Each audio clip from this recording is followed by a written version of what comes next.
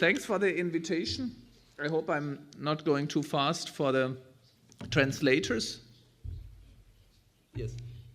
So what I want to present to you is, you already heard the idea that modernity really is about speeding up our life and our world, that modernization really is about the dynamization of the world, which has some negative consequences, which you see in this image.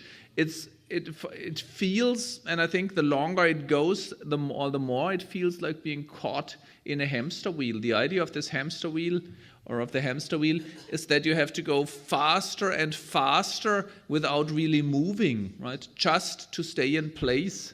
This is maybe the basic insight of what I want to tell you, that the problem, I consider it a problem. The problem of acceleration society is that we lose the sense of going forward through speed and movement.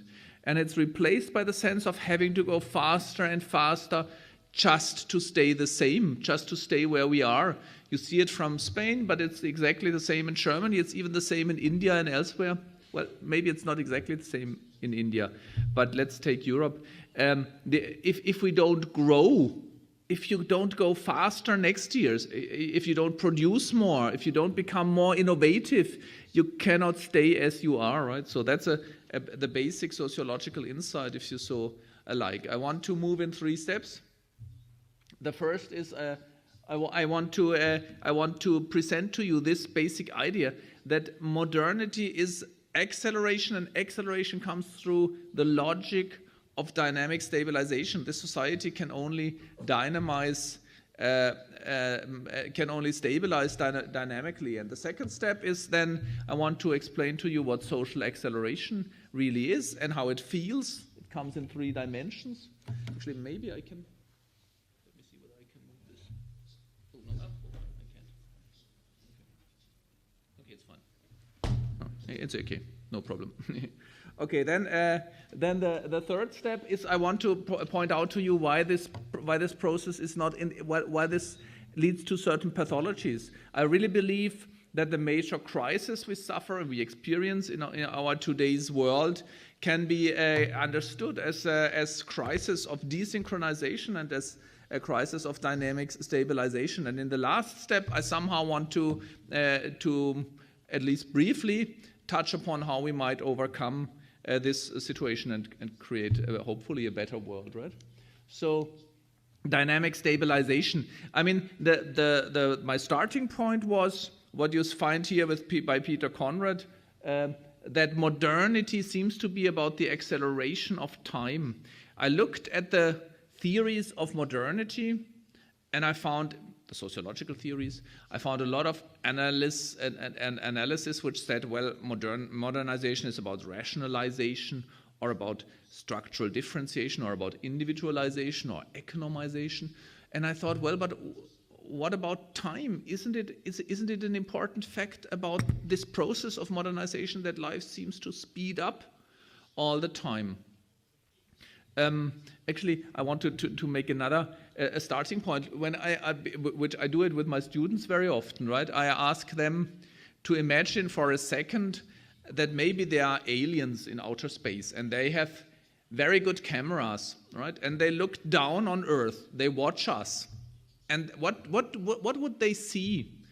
And I think when they might have the cameras turned on Earth for maybe thousands of years or hundreds of years, and they would see. Probably they think it's a boring planet. There's not too much going on, right?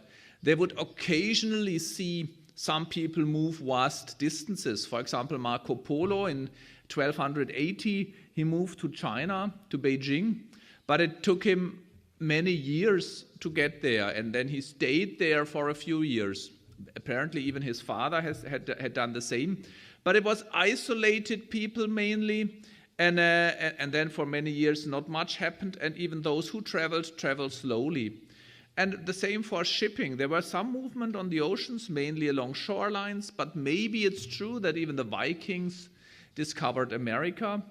But these alien cameras would detect, okay, occasionally there's movement over vast stretches, but it's quite slow. And then, as we approach the 18th century, in the 17th century, if they have very good cameras, they would see there is an increase in dynamics on Earth, so to speak, because there were more ships propping up, and on Earth, people tried to move faster without having new technologies. They tried to make the roads go straight instead of curving around. That makes you go faster. And they found out that if you exchange the horses before the horse carts more often, right? Or if you exchange the horses, you can travel faster. Before, there was horse carts, of course, but they had to wait at night until the horses did get enough sleep and recreated. So next day they would travel on. And then in the 17th century, they found out, oh no, if we exchange the horses, the tired horses are just left behind and you take new horses, we can go faster. So there was some increase in the dynamics down on Earth. But from the 18th century onward, all of a sudden there was a dynamic, like an escalatory logic, right? It started with a steam engine. Soon there were steamships propping up. And that had two effects. There were more ships on the ocean, and they were going much faster, traveling particularly, but not only, from Europe to the United States, to America.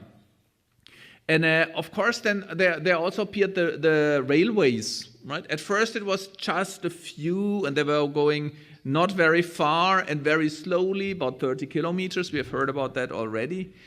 But then the railway system kind of expanded. The locomotives went faster, and there was a whole net, not just in Europe, but then in Northern America and in other places of the world, India, South Africa.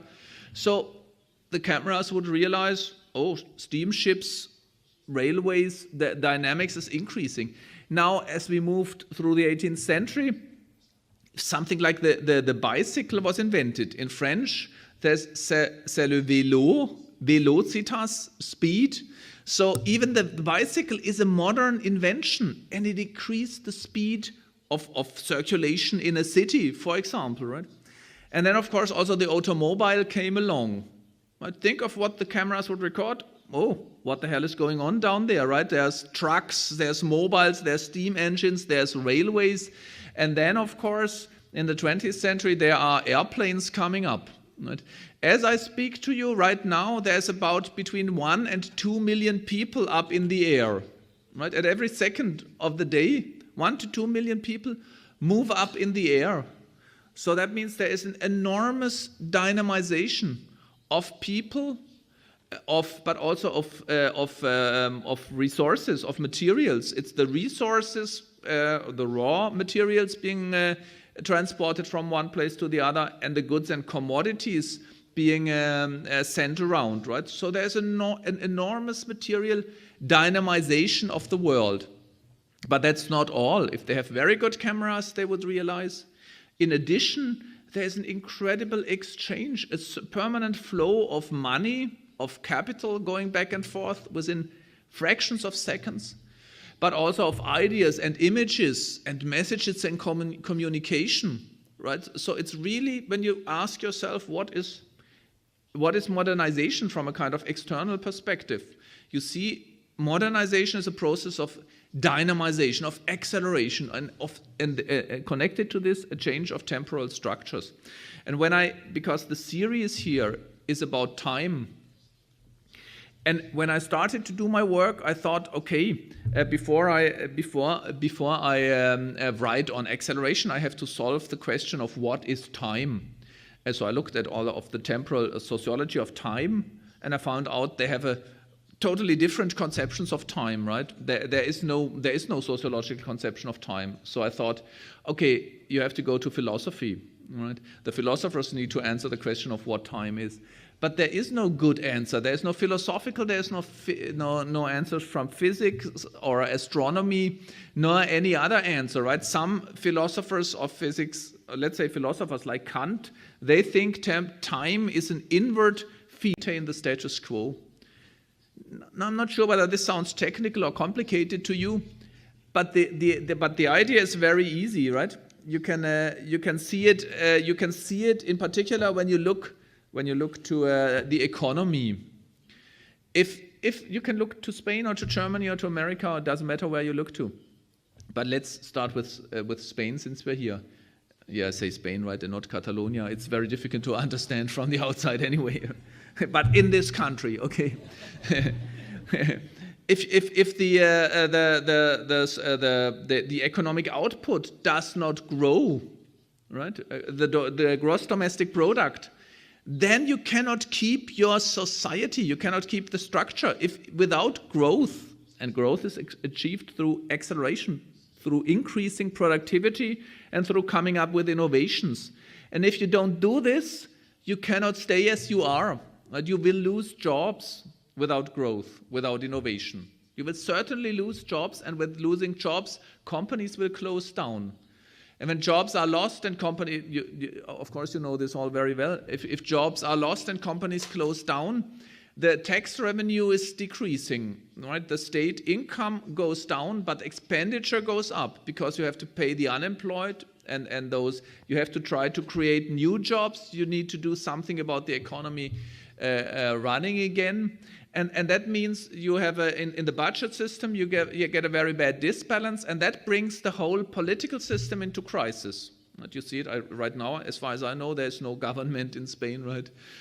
Actually, yeah, but you see the same all over the world, right? That puts pressure on the political system and maybe on the whole fabric of society.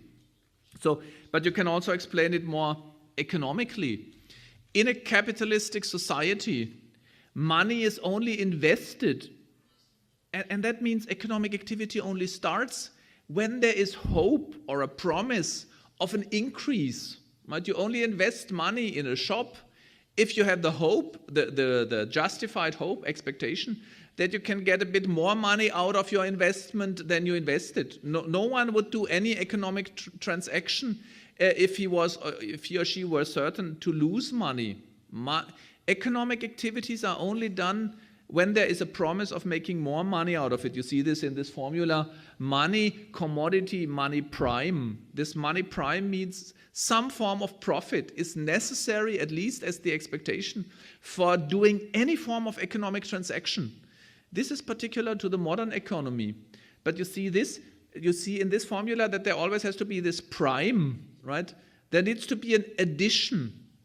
So there are two explanations. You can also explain it, by the way, through the money system, because money only gets into the world, given out by the banks, with a certain form of credit, right? So, or an interest, right? So if 100 euros are put into the market, there's always and necessarily the promise that it has to come back as 102 or 105 euros. I mean, it's interesting to see where we are going in the future, but so far this has been the system, right? So the logic of growth is a structural necessity. It's not because we want, for example, when your governments say, and your politicians, we need to keep the growth engines going or starting again. They don't mean because we don't have enough bread or enough houses or enough cars. In fact, it's the other way around, right? Because Spain has built too many houses. Because of that, now a lot of people are without homes. By the way, you see that the system is quite perverse by this, right? I mean, it's the same in the US, right? I mean, it's not the scarcity of things that necessitates growth, but it's the logic of the system that requires the growth of whatever it is to keep the structure. For me personally, or for my thinking, it's important to see that this logic of increase and growth is not just in the economy. This logic of permanent increase, of dynamic stabilization, of keeping the structure through increase, through acceleration and innovation, is also, for example, in our conception of science, even of science, or you could say of knowledge. Because for most societies we know, for pre-modern societies up to the 18th century, knowledge is like a treasure which you keep and preserve, and you hand it down from one generation to the next, right? So all cultures sustain themselves through knowledge. You have to know how to build your home and how to grow your food, for example, or how to hunt the deer or the animals. And you also have to have some knowledge about how to do the religious ceremonies or rituals and so on. But this kind of knowledge is normally derived either from your ancestors or from some holy scriptures or so. And most cultures we know try to preserve them as they are. But in our modern society, the highest authority of knowledge is science. In German, you see this very nicely through the term Wissenschaft, right? Schaft means creation. Knowledge is the thing which is permanently created anew. So the Wissenschaftssystem, the system of science, is not based on scholarly knowledge, which is handed down from the teachers to the pupils, but it's permanently pushing the border, coming up with new insights, new knowledge, reaching deeper into outer space, going deeper into the matters in detail and so on. So even science, our knowledge system, is based on dynamic stabilization. We have to permanently increase, accelerate, innovate in order to keep science. And even in politics you see it. Democracy is the idea that you have to permanently re-elect politicians. It's not the fact that there is the king given by God and standing tall, and if the king, Edward I, dies, then Edward II takes his place and nothing really changes. No, in the politics of a democratic society you see dynamic stabilization. Every 4 years there's a new election, and the new election, those who want to be elected have to come with programs, and in those programs they always make promises of increase. If you elect me, then you will have more homes, jobs, whatever it is. So politics, science, the economy, even the arts are all based on this logic of increase, of acceleration, innovation and growth to keep the system. So my very important insight is that capitalism, but actually I would say the whole of modernity, right? This is true for capitalism, it's true for modernity. Even though they are very flexible and fast changing and adaptive, and there are many versions of capitalism, like the Anglo-Saxon model and maybe the Rhinian model and the Japanese model. But for all of them, there remains this basic insight that we need growth, innovation, and acceleration in order to keep the structure, to keep the system going, right? Max Weber, the sociologist, calls this the iron cage of modernity. You cannot escape the necessity for increase, for acceleration, innovation, and growth. Okay. Now, I think it's very obvious and very important to see that this changes the way you and I experience time. It changes the way we are set in time, and it explains why acceleration comes about. Because we can increase almost everything in our lives, but you cannot increase time. We have 24 hours per day, and there's nothing to do about it. We have 365 days per year. You cannot increase time, but you could say we can increase lifetime. Well, that's true, but for one thing, it's not a very huge amount of increase we can get there, certainly not an escalatory curve.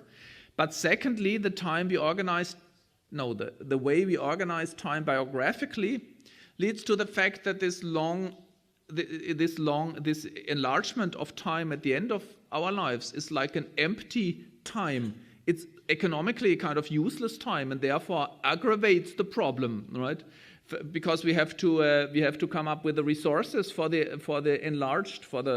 longer time at the end of our lives before that. So what you see is that we have a huge squeeze on young people to be fast, efficient, and so on. And a problem at the other side of life. So whatever, this is not so important, but the basic fact is that for a day or for a year or for a month, you cannot increase time. We have increased the number of goods, for example, by necessity. The number of goods we produce and distribute and consume per year or so has exponentially increased. For example, the average European household, Spanish household, let's say, right, contained about 400 objects in the year 1900, or around 1900. 400 different objects. And by now it's 10,000. So you see what this logic of increase leads to. It leads in substantive terms to an escalation. Even if the growth rate is low, like only 1%, the total amount of what you have to increase per year is huge. And it's not just the fact that the household contains 10,000 goods. It's also true that these goods are exchanged at an increasing pace. Right? We throw away basically everything we have before it's really outworn and replace it by new goods. Right? For example, it's certainly true with all the technologies. These microphones will probably be gone, and the computer will certainly be gone, and the cell phone will be gone. But even my jacket will probably be thrown away before I can't wear it anymore, right? Because it's out of fashion. It's not nice enough, and so on. It's not modern enough. So the number of goods has increased, and but also the exchange rate has increased. But now you have to distribute your time per day or per year, not to the 400 goods, but to the 10,000 objects. You have to clean them, you have to take care of them, but you also want to use them. Of course, you have some objects at home which you never use, maybe some expensive objects. Perhaps in your flat or in your house, there's a telescope or an expensive keyboard which you never use. Right? Then actually, this is almost a source of guilt. We feel bad about these things, right? Because there is the object for which I don't have enough time. Right? So these objects somehow, it's like they call on us to devote time for them. So if you have always the same amount of time and more goods, then you have less and less time to distribute to every good. And this is not only true for consumption, of course, also in production. We have to produce these goods at an ever shorter period of time. It's the same with the number of contacts. Kenneth Gergen, he's an American psychologist. He has calculated that the average commuter who goes back and forth from Connecticut to New York for work meets more people on his way to work and back than the average medieval person met in the whole of his or her life. Right? So you are connected with an incredible amount of people through Facebook, of course, through Twitter, through emails, but also you have mental representation of Hillary Clinton and Donald Trump and Putin and Bin Laden and many other people. So they are all in your mind, so to speak. So the number of contacts, real or imaginary, has also exploded, but your time has stayed the same. And what is also true is we have vastly increased the number of options we have at any time, the things we can do. And this changes the way you are in time. Look, while you sit here, there are almost certainly some messages going into your email account. And there are some interesting information you always wanted to know. And I assume many of you have a smartphone in your pocket, right? So you could do this now. And a lot of people do, right? It's the multitasking. So there is what I call the number of legitimate claims on you. And with claim, I mean things you could do and someone expects you to do, or you yourself want to do it.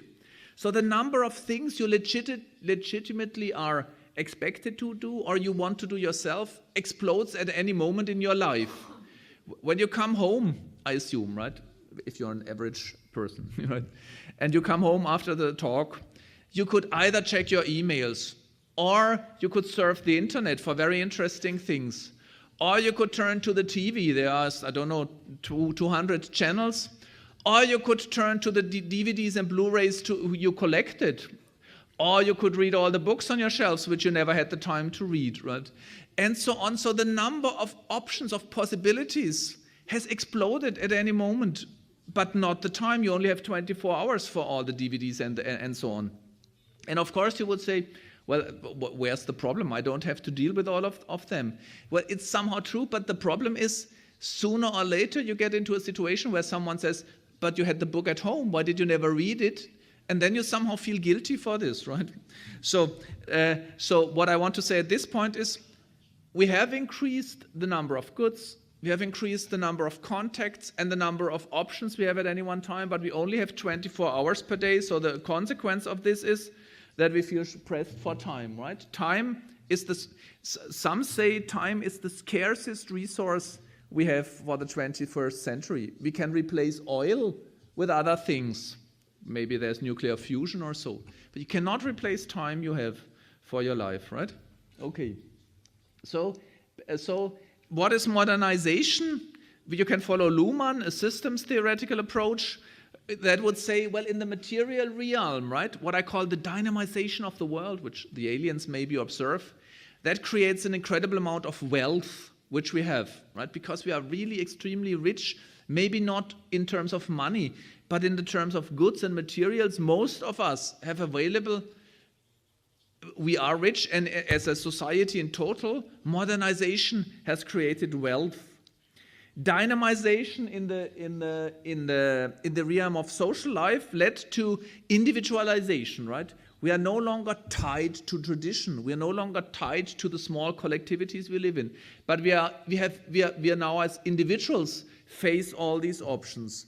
But in the temporal realm, this leads to acceleration, being pressed for time, feeling that you have to speed up your life in order to keep pace with a world that is dynamizing around you. Okay. Now, technically, I dealt a lot with this. I don't want to go into depth with you today because I think maybe it's not so important. But we can distinguish 3 different spheres of acceleration. When you say my life speeds up, what do you mean? I find this quite interesting. I think most of you, maybe you would not be here if you didn't feel it's true, my life speeds up. Now, what does that mean? I think there are 3 different dimensions of speed up in our society. The first is technological acceleration. This is the intentional speeding up of goal-directed processes, speeding up transport, speeding up communication and production. We had that when we discussed the cameras. But there is a side effect of the dynamization, and that's the acceleration of social change. The world around you does not stay the same. It changes all the time. The rates of change increase. When you stayed in the countryside for quite some time and you come back to Barcelona, you might feel that you don't recognize this place anymore. This actually creates feelings of alienation, right? Nothing seems to be as it was 20 years ago. The cafe you always went to is gone. There's now Subway or I don't know what, right? and the signs they are now in English, and where you put in the money for your parking place, it's a totally different system. You cannot use the public phones anymore. In fact, the public phones are gone, and so on, right? And if the fashion has changed, and you probably see a lot of foreign peoples which you have not seen before. That's a shock for people in Dresden, for example, in Germany, right? So the world is really changing around us, and that's true for your life conditions. In many aspects and realms, the world changes permanently. With the Hermann Löbe, you would call this a contraction of the present. Things do not stay the same, right? For example. Well, it doesn't matter. I think you get the idea, right? The world changes, and that has the consequence that you feel you have to speed up to keep pace with a changing world around you. You have to keep up with all the regulations in your working place. Take your working place, right? The machines you work with change all the time.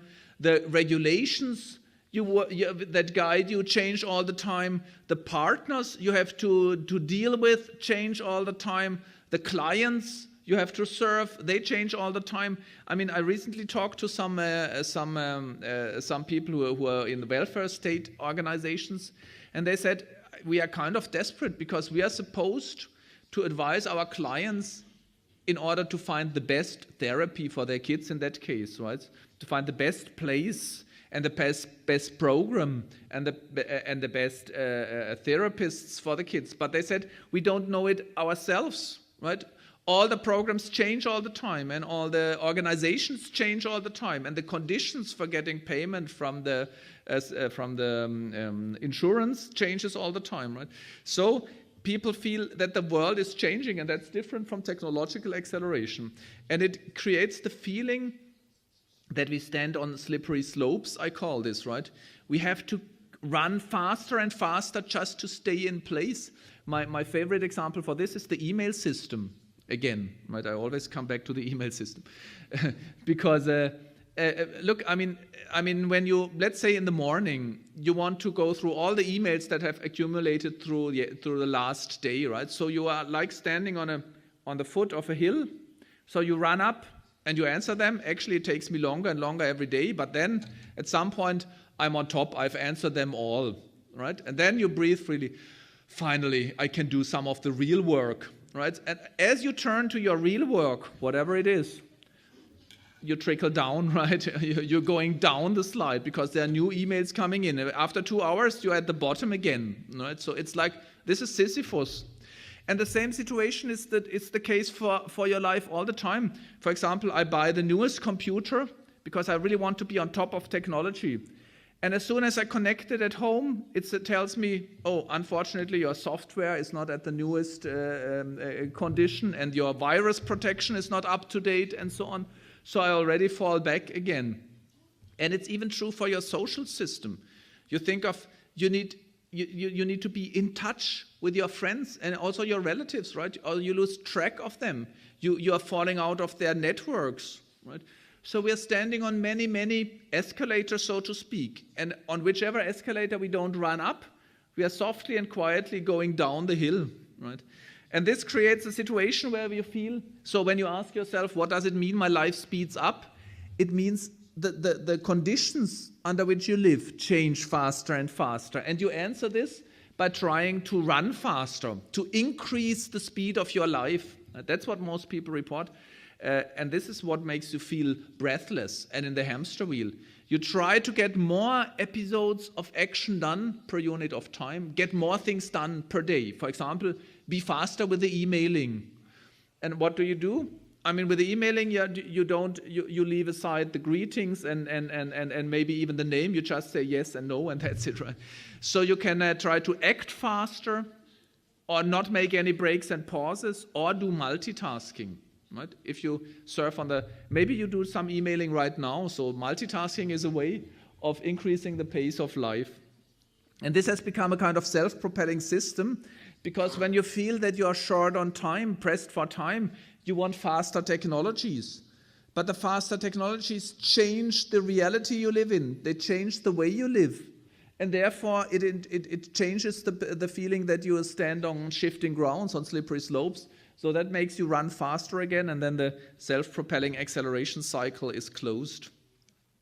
So that's what the dynamization of the world amounts to.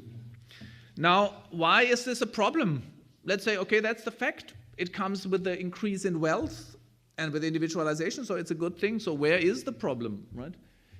Well, I would say there are 3 core problems of dynamic stabilization. One is, in fact, this dynamization process, right?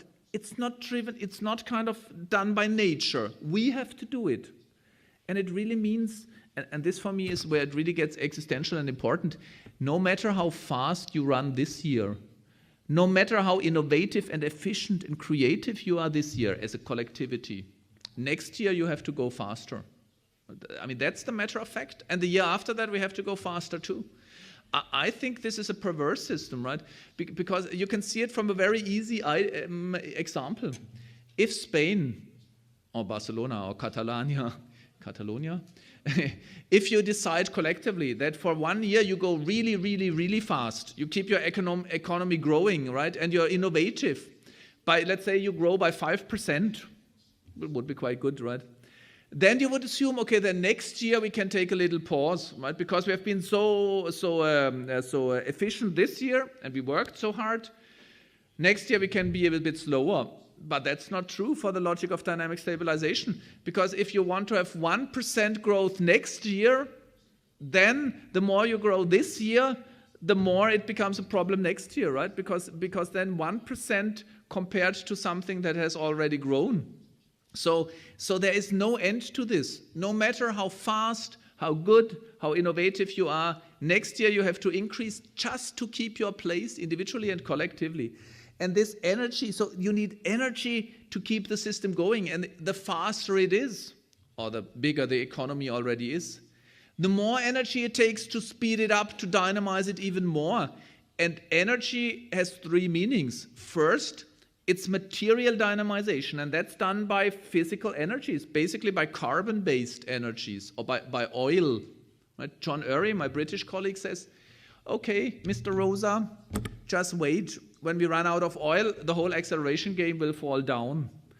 Basically, I don't think he's right. I think we will come up with new solutions. And if it's, be it nuclear fusion or other things, right? But whatever it is, we need, the acceleration needs more and more energy drawn from physical resources. But secondly, we also need political resources. That's what our politicians do. Look at EU meetings, or actually at all of your governments, the Germans or French or whatever. They try to speed up life and to get more innovation from the young, and to make the old age people more, to include them in the dynamization game, and so on. But most importantly, for accelerated lives, in the end, the hamster wheel is driven by your energy and by my energy. It's us who have to keep the growth rates up and to come up with innovations every year. And that needs psychological energy, right? You have to be fit next year. You have to be healthy next year, creative, and also a social being who is capable of connecting all the time with people, being nice and good looking and so on. But first of all, you have to come up with all the innovations, and you have to do the work. Less and less people have to do the same amount of work. It takes more psychological energy every year to keep the engine going. But now, maybe if you want to understand why there is frustration in the world, and I think this frustration is very big, and Spain maybe is ahead of what you now see starting in Germany too. And this frustration, I think, of the acceleration game has to do with the fact that culturally there is a huge shift. In the 18th century, with this logic of increase and growth and innovation, there was a promise of progress. Life gets better through innovation and growth. And basically with capitalism, right? I told you that I think the logic of increase is built into the structure of capitalism, but there's something else built in it. And that's a hope, a promise. And you see it in the scriptures of those who defend capitalism, like Adam Smith and Ricardo, and even, for example, Willy Brandt said, our economic capitalist system will be so efficient that you can pacify existence, right? We will overcome poverty. We will overcome hunger and scarcity because we are so productive, right? We raised productivity so far. And the promise was always that this will give you the freedom from economic struggle. You will not have to struggle for survival. You will not have to fight to have a place in society. But more and more we can turn towards the arts, towards philosophy, maybe towards religion, to lead an ecological life, a moral life, an aesthetic life. That's the promise of capitalism. But of course, this promise did not come true. But I was just in India. It's amazing how they put it very bluntly, and it's the same in China. They say we have to get ahead of competition, and competition will get harder every year. The struggle for scarce resources will increase, and more competitors will compete. They are now all dynamizing. India is dynamizing incredibly. China is dynamizing incredibly, right? So we will not pacify existence. It will get worse and worse. You have everything you have, your psychological energy, your political fantasies have to be invested in the acceleration game just to keep society as it is. It's a totally perverse and idiotic system, but the problem now is we feel next year we have to run faster, not to make our lives better, but not to go down the drain and fall into the trap we see in Greece and so on, right? So the perception is now, I call this accelerated standstill, right? That's the hamster wheel. Run faster, but don't go anywhere. And finally, I'm now coming towards the end. Finally, there might even be escalation or growth without stabilization. So it might well be that the domestic product in Spain is growing next year, maybe even considerably, but it will not lead to stabilization in the sense of integrating the unemployed or doing a better social justice and so on. So in the end, that's so to speak my diagnosis. I think the problem of dynamic stabilization and acceleration is that the world is not speedable in all its realms to the same extent. There are some things in the world which you cannot dynamize easily. So there is desynchronization. The fast systems put pressure on the slow system. And one is the ecological crisis. In fact, the warming up, the hothouse effect, the global warming, is literally a speeding up of the atmosphere. If you heat up a gas, you make the molecules go faster. And the molecules in our atmosphere, in the gas, in the atmosphere, go faster because of the material energy we need to keep the acceleration game going, right? And but the ecological problem is due to the fact that we are too fast for nature to regrow. We cut down trees at a pace which is too fast for the forest to regrow. We fish the oceans at a pace which is too fast for the fish to regrow, and so on. So the ecological crisis is a crisis of desynchronization caused by social acceleration. And there is also a democratic crisis. You see it in Spain, in Greece, in Germany, in the US, and wherever you look. And that has to do with the fact that democracy by itself, in its proper logic, is a slow and time-consuming process. It's not about being for or against refugees. Democracy is the idea that you formulate positions and arguments, and then you enter into a debate, into deliberation. Let's find solutions. Let's form something like a consensus, or at least a compromise.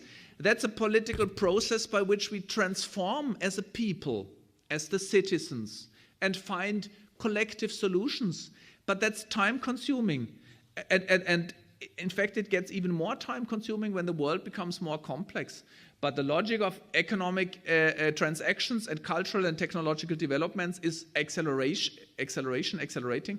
So democracy now is too slow, right? They are only putting out fires. They are it's no longer the instrument of shaping the world. So we have political desynchronization. And finally, well, I think the financial desynchronization, that's just an interesting argument saying that you can speed up financial transaction up to the speed of light, but the real economy, the production of goods and the consumption of goods will always be time-consuming. Have you ever consumed a book? I think you do not consume it when you buy it. Consuming a book means reading it, and that's extremely time-consuming, right? And it's the same even with music. If you buy the whole of Mozart's CDs, it's no longer expensive. You can do this very easily. You can also download it, maybe from Spotify for €9. So that's easy, but that's not consuming Mozart.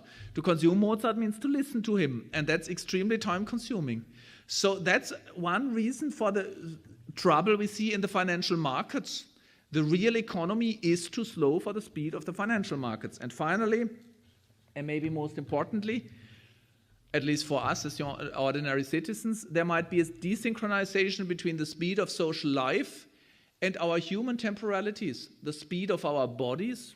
Do you really see how we artificially try to speed them up, to use sleeping pills to slow down in the evening, and then you have not just coffee, but also Red Bull and Ritalin and other things to speed up and concentrate during the day. And many people report that they could not slow down until finally the body made them stop, right, by getting some disease or so, or by breaking your bones. But I find it interesting when you talk to doctors, they say, well, sometimes even the body cannot stop the subject.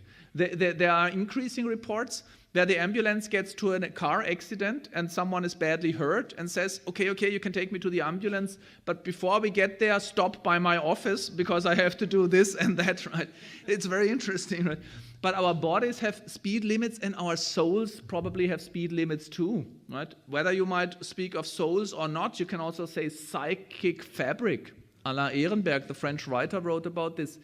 But what we experience as a burnout crisis, I'm tempted to say, I swear to you, this is not just a new discourse, a new idea by social theorists, because I was really surprised because sociologists often think, burnout is just a new term, it's a new discourse. In 1900, we talked about nervous breakdowns and neurasthenia. Now it's called burnout, it's nothing new.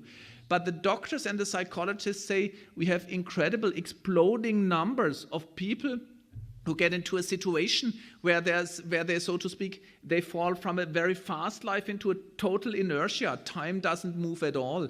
The connection with the outside world is lost. There is no resonance right? They no longer feel connected to the world. They end up in a state of alienation. So the small book, which Daniel mentioned, and my new book, I published a new book. It's coming out in Germany today. It's called Resonance. And it's about the best way of connecting to the world, about the question of what is a good life in the end. I think that's what it all boils down, right? The question is, what is a good life? So, and this is my final slide, I swear, it's true. Because it's so depressive, right? So what I said so far means, okay, we are in this hamster wheel, there's no way out, and we are all going to be depressed, and that's bad. I think it's important to see that this logic of acceleration is not in nature, it's not a natural law, it's a social fabrication, right? It's the form of modern society, it's not a God-given thing. So what we need is a society that stabilizes adaptively, so to speak, right? I think we don't want to go back to the dark ages, of course. So we want to stay modern in the sense of plural, living in a plural society, in a democratic and liberal society, and we need the capacity to innovate and grow when there is a pressure from the outside, when there's a new disease like the Zika virus right now, right? We need to be fast and innovative to overcome the problem. So we are looking, in Jena we have a huge research project going that looks for a post-growth society, a society beyond dynamic stabilization. And that needs to be modern in the sense of liberal, plural, and democratic, and it needs to have the capacity to grow, but it doesn't need to grow just to preserve the status quo. And how can we get there? We certainly need a change in the economic system. The current form of capitalism won't get us out of this conundrum, right? I think there should be, in a new economic system, there should be some place for markets and competitions because they are very efficient ways of allocating things. But these markets have to be democratically and culturally controlled. So we are looking for new forms of a democratic economic democracy. And I think the welfare state has to be reformed thoroughly too, because the current welfare states only redistribute increases which have to be gained in the first place. So I think for us as subjects too, a guaranteed basic income could be a very good solution. But in the end, all of this won't help, and we will never achieve it without a reorientation towards what a good life is. And I think a good life is a life led in resonance, coming out of the alienation, out of a wrong way of being placed in the world. But that would be the topic of my next presentation in Barcelona. Thank you very much for listening. Thanks a lot.